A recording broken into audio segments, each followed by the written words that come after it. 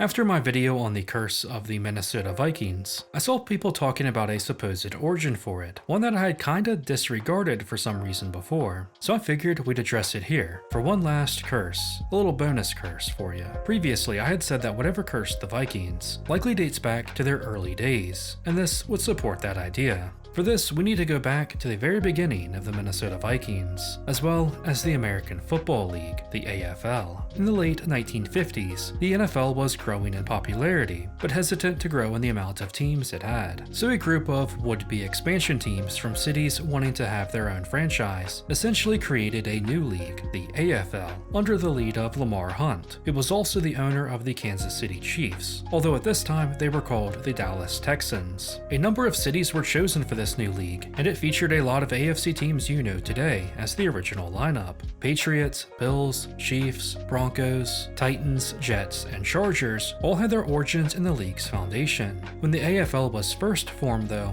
there was an eighth team, one based in Minneapolis, St. Paul, that would later become the Minnesota Vikings. With the league set up, they held a draft in Minneapolis, but at this time the NFL had stopped fricking around, and in an effort to slow down this new competition, looked to do something they'd previously not wanted to: expand. The NFL offered these new team owners expansion teams in the more prestigious, safer National Football League. All they had to do was abandon this new startup. Having already made their commitments though, the owners declined their offers, opting to take their chances in the AFL. Well, that is except one franchise, the Minneapolis one, who despite already drafting a team in a draft that took place in their own city, opted to take the NFL's offer that undermined the AFL, and thus the Minnesota Vikings were born. The AFL was now left trying to hastily create a new eighth franchise, and ultimately the Oakland Raiders would fill that void. The NFL would do some more underhanded tactics, such as creating their own expansion team in Dallas, the Dallas Cowboys. This ultimately forced AFL founder and Dallas Texans owner Lamar Hunt to relocate his team to Kansas City to become the Chiefs. Having his team in Dallas was important to Hunt. In fact, he had originally approached the NFL about putting a team in Dallas, but was rejected, resulting in him creating this whole new league. But he would relocate to Kansas City for the good of the AFL. Let's fast forward a few years to when the NFL and AFL would merge into one league. Well, right before they technically merged. It's Super Bowl IV, the last game before the two leagues would become one.